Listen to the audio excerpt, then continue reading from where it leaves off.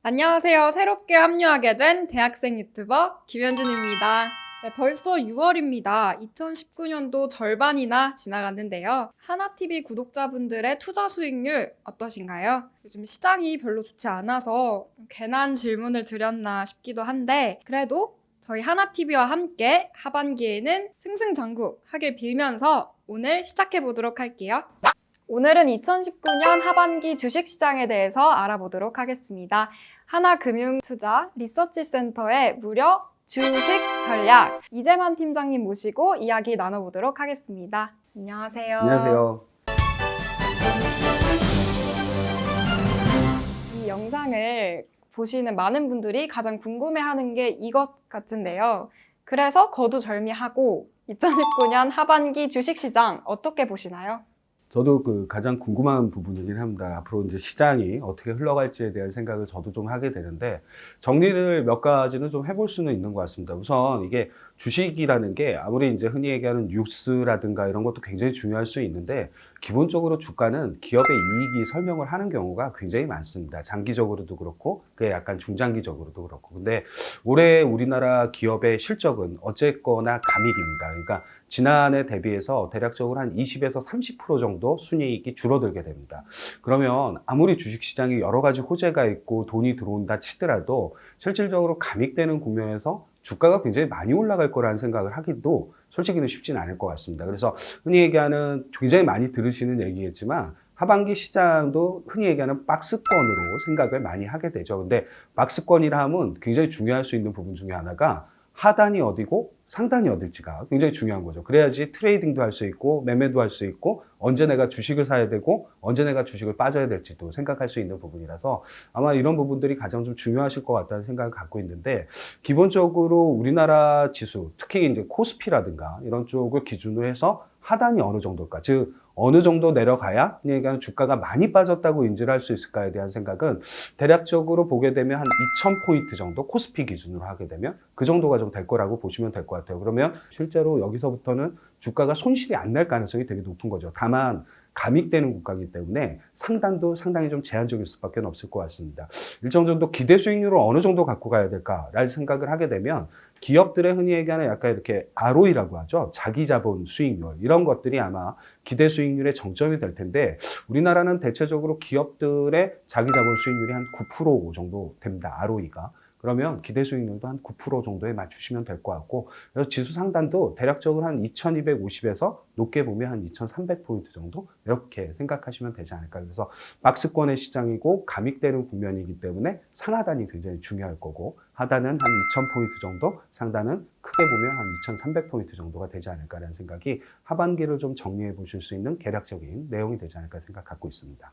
그러면 하반기는 뭐 그렇게 좋은 것도 아니고 그렇게 나쁜 것도 아닌 쏘쏘다라고 네. 정리하면 될까요? 예, 맞습니다. 네. 다음으로 상반기 주식시장은 미중 분쟁이 가장 큰 화두였던 것 같습니다. 앞선 영상에서도 나왔고 또 구독자분들은 조금 지겨우실 수도 있을 텐데 간단하게 간략하게 한번 정리 부탁드립니다.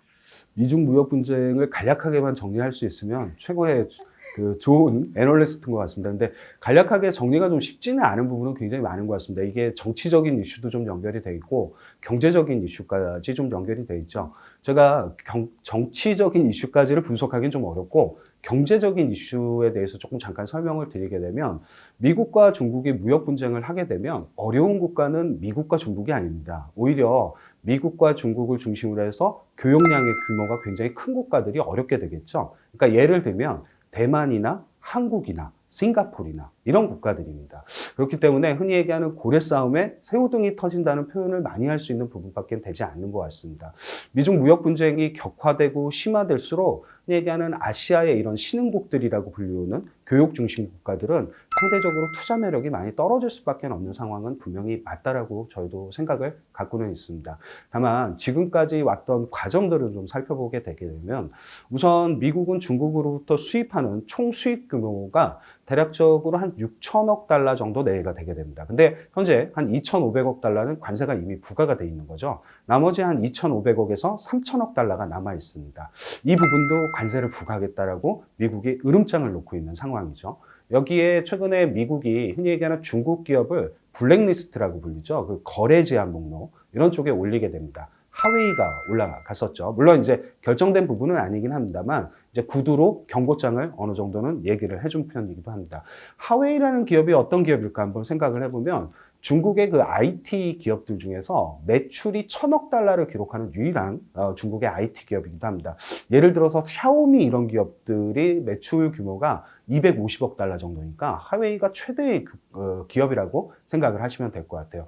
즉 아직 부과하지 않은 나머지 3,200억 달러에 대해서 부과 가능성도 얘기를 했고 중국의 최대 IT 기업인 하웨이에 대해서 블랙리스트에 올릴 수도 있다는 경고장을 얘기를 했습니다. 그러면 미국에서는 말로 할 수 있는 무역 분쟁은 가장 극한 지점에까지 오지 않았냐라는 생각을 조금은 해보실 수 있는 부분이 되는 것 같아요. 중국도 맞대응을 좀 하고 있죠. 그러니까 예를 들면 뭐 히토리라든가 이런 쪽들이 이제 중국의 수출 비중이 좀 크기도 한데 이런 것들을 이제 수출을 무기화시키겠다 이런 얘기를 하게 되면서 굉장히 이제 극단적인 상황까지 좀 치달았던 부분을 분명히 갖고 있는 것 같습니다. 경제적으로 좀 생각을 할 때 말로 할 수 있는 무역 분쟁은 거의 그게 다 달하지 않았겠냐. 다만 진짜로 이거를 실행에 옮기면 굉장한 충격은 분명히 가해질 수밖에 없는데 6월 28일 날에서 29일까지 G20 정상회담이 있습니다. 어쨌거나 아직까지는 미국과 중국의 정상이 참여하는 걸로 알고 있고 미팅도 또 따로 가질 예정이기 때문에 그 과정에서 어떻게 진척 상황을 보일지가 가장 중요한 포인트라서 예측하는 전략보다는 그 부분에 대해서는 조금은 대응 전략이 맞지 않을까라는 생각은 기본적으로 갖고 있습니다. 네. 고래 싸움에 새우등 터진다라는 비유가 정말 적절한 것 같은데 빨리 미중 분쟁이 해결이 됐으면 좋겠습니다. 네, 저도 진짜로 그랬으면 좋겠습니다. 네. 그러면 미중 분쟁 외에 또 주목해봐야 될 이슈가 있을까요?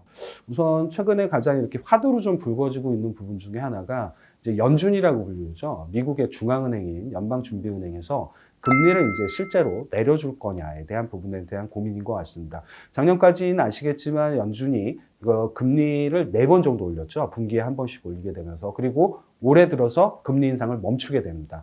원래 1분기 때는 올 연내에 금리를 한 번 정도 미국이 좀 인하하지 않을까라는 생각을 가지고 있었는데 최근에 미중 무역 분쟁 이슈도 있습니다만 미국의 경제 지표들이 그렇게 좋지는 못한 상황입니다. 그러다 보니까 금리를 2번에서 3번 정도 내려주지 않을까라는 기대감이 생기고 있는 것도 사실인 것 같습니다.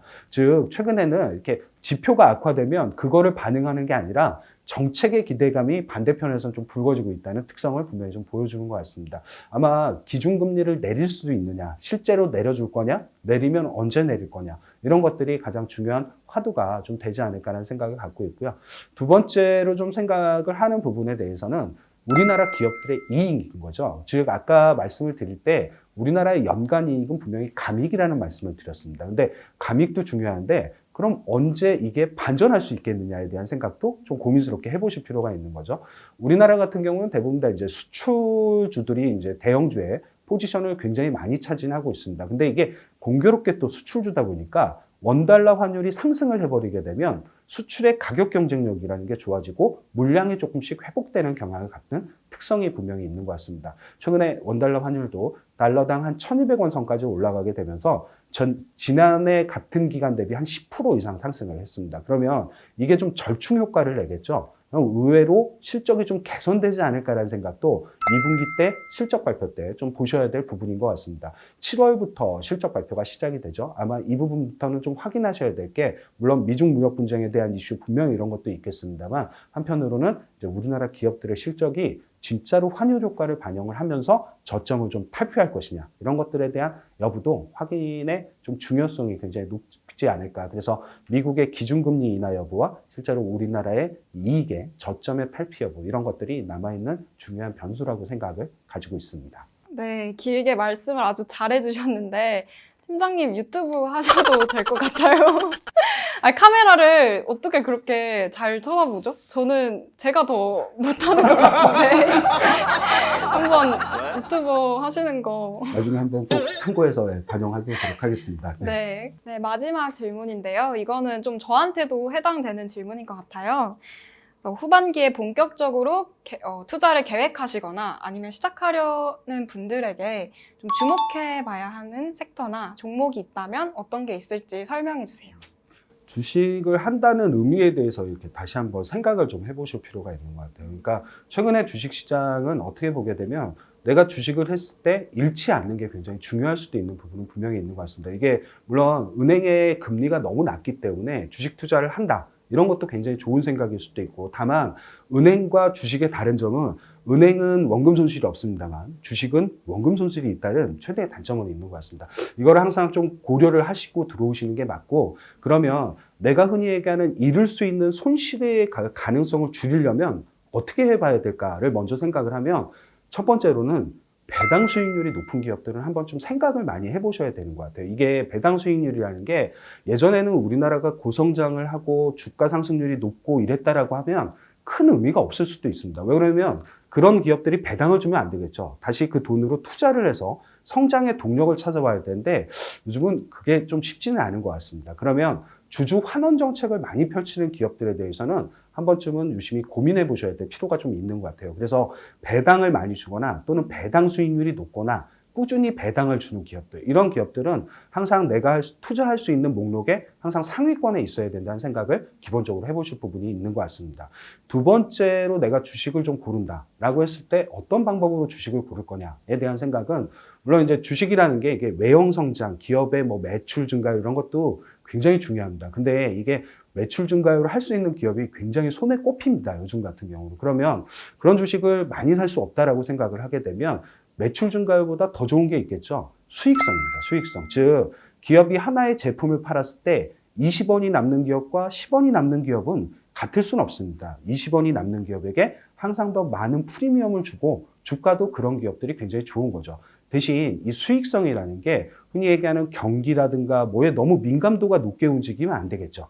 항상 꾸준하게 나에게 수익을 주는 기업들, 이런 기업들이 굉장히 좋은 거죠. 예를 들면 미국은 마이크로소프트라는 기업이 있습니다. 이게 아시는 것처럼 1999년도에 시가총액 1등이었다가 한때 굉장히 잊혀졌죠. 근데 지금은 다시 미국 시장에서 시가총액 1등 기업이기도 합니다.